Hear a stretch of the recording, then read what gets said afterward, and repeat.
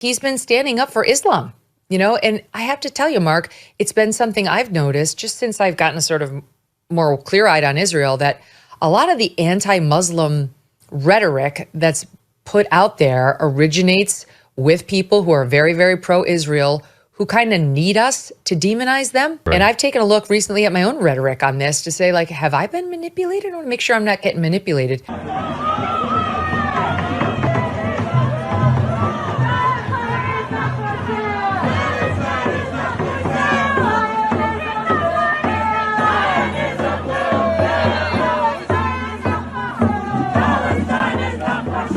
Where is Megyn Kelly?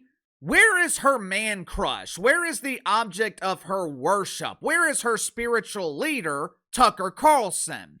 Where is Marge Taylor Greene?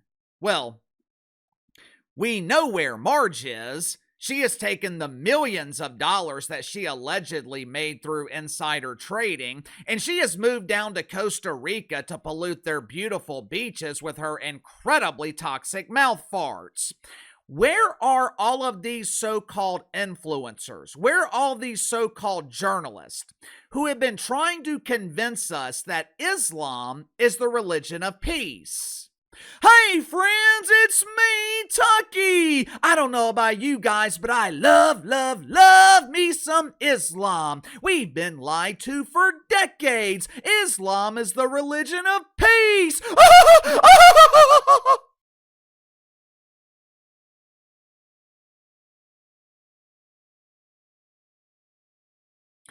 I don't know about you guys, but that did not look like a peaceful demonstration to me.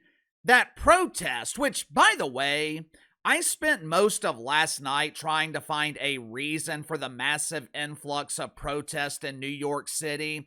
I was wondering why radical Islamists are so upset, why they're protesting. Now, some are claiming that they are protesting the genocide in Gaza. Some are claiming that they are protesting the war in Iran. But I don't think these are protests. I think this is a show of strength, domination. The Islamists are sending a very clear message. We are taking over.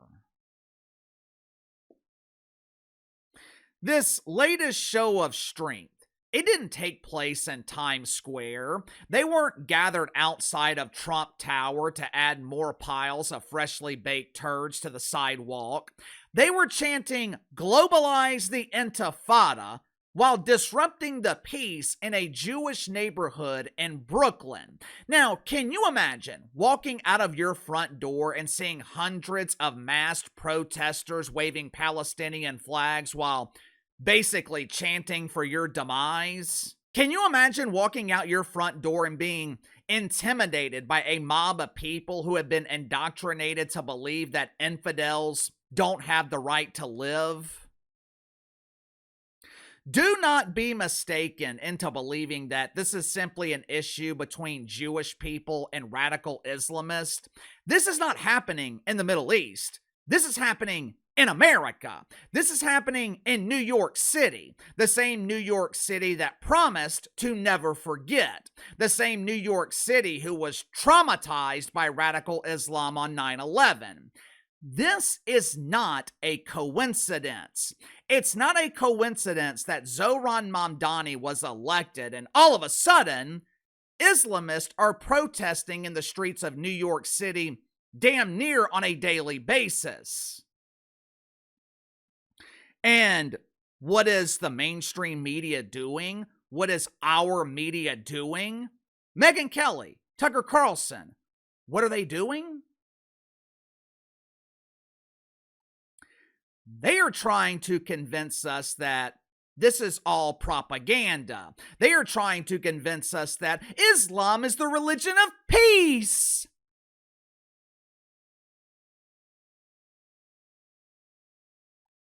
Make sure to like and subscribe. You can follow me on Twitter at KC_BTL84. Link to the second channel is in the description below. Today on the second channel, going to be talking about Skip Bayless begging for a job at ESPN. I'll explain why I feel bad for Skip Bayless and why it's unlikely that Stephen A. Smith is willing to bring Skippy back full time, even though Skip Bayless literally saved his career. So if you haven't already, click the link in the description below, subscribe to the second channel. Yesterday, Steven Crowder had Nick Fuentes on his show for I wouldn't call it a debate. The conversation wasn't the flaming ass fires that we often see on Piers Morgan. It was more of a friendly back and forth. It was an exchange of ideas. I've only made it through an hour, hour and a half of the 2-hour interview, but from what I have seen so far, there was no arguing, there was no fighting, there was plenty of disagreement, but they handled their disagreements like grown men. Unfortunately, what we saw between Steven Crowder and Nick Fuentes, that is extremely rare. If you're in the party of the donkey, you're not allowed to compliment the Trumper. The only script you are given is Orange Man bad. If you're a Republican and you question the war in Iran, or you question why we are giving billions of dollars to Israel, Mark Levin claims that you're an anti-Semite. And if you're courageous enough to question the rise of radical Islam in America, if you question why Minnesota has turned into a Somalian republic, if you question why Omar Elon and Rashid Tlaib are allowed to hold national political office, even though most believe they are anti-American, you're accused of being racist, Islamophobic, when the reality is, there are plenty of reasons to be worried about the spread of radical Islam in America. Ever since Zohran Mamdani was elected, Islamists have been emboldened in New York City. And the reason they've been emboldened, the reason they are suddenly so brave is because they know Zorro ain't gonna do a damn thing about it. He's, I believe, on their side. When Islamists are on the attack, Zorro seems to come down with a severe case of temporary blindness. What protest? What riots? I didn't see anything. There's nothing to see here. Everything in my city's great.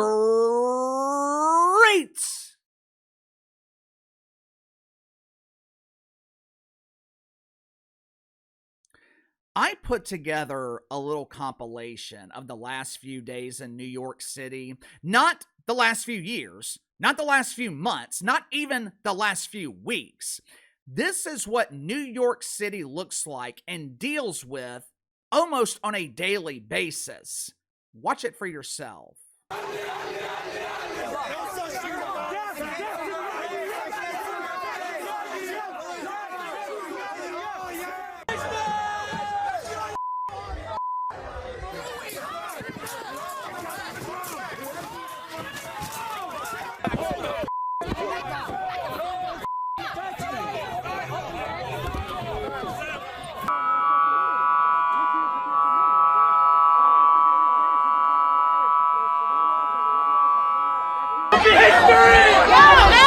What the fuck is wrong with you, bitch? Fuck it the fuck up!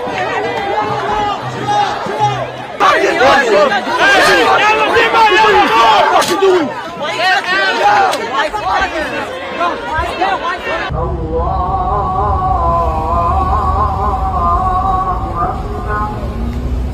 You still working for LaGuardia? No shit. You still working for LaGuardia Airport?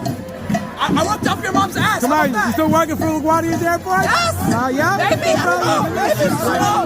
I don't know. Look at He's Islamophobic. guys are cooks. He's Guys Islamophobic. are cooks. Benzona. That doesn't look like Brooklyn. It looks like Baghdad. Imagine walking out of your front door to get in your car to go to work, and you can't drive down the street because a group of radical Islamists are praying in the middle of the damn road. I'm sorry, this road is closed. We demand silence as we await further instruction from Allah.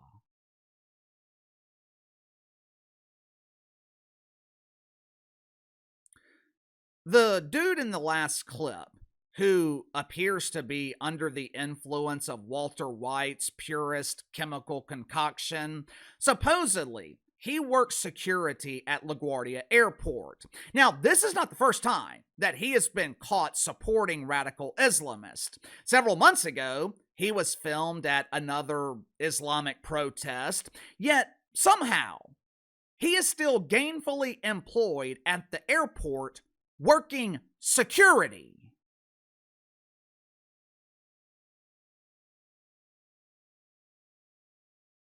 How? How in the hell is that even possible? How did he pass a background check? Why are we allowing people to secure our airports who don't seem to like the country? You think Iran is allowing the IDF to secure their airports? You think Israel is allowing the IRGC to work airport security in Tel Aviv? Why are we allowing people into these positions who proudly chant, "Death to America"?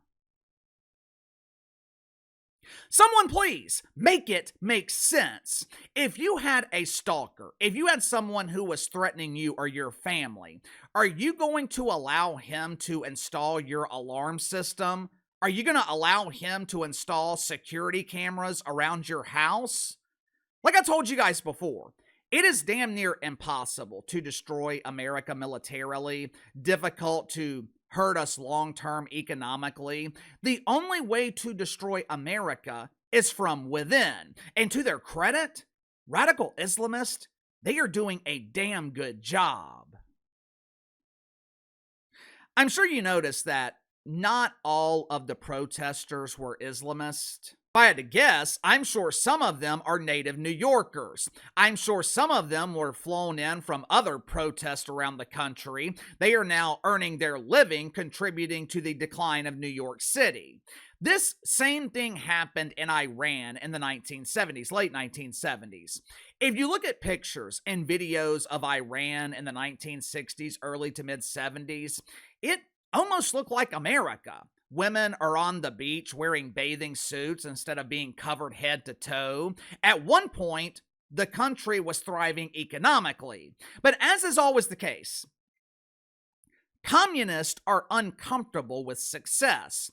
Communists are uncomfortable with people working and making money, since, communists are allergic to work. So they throw temper tantrums in the street. They indoctrinate the population through schools, colleges, or through the media. They destabilize the country, and radical Islamists, they are more than happy to contribute. Why do you think Zohran Mamdani disguises himself as a communist or democratic socialist? They want the same thing, which is the destruction of America. They are perfectly aligned with how to go about it. Where they disagree is the end result. My question is, why aren't we hearing more about it? New York City is literally a flaming ass fire, and the vast majority of the media, they're ignoring it. Megyn Kelly, Tucker Carlson, they are telling us, don't worry about Islam. Islam is your friend.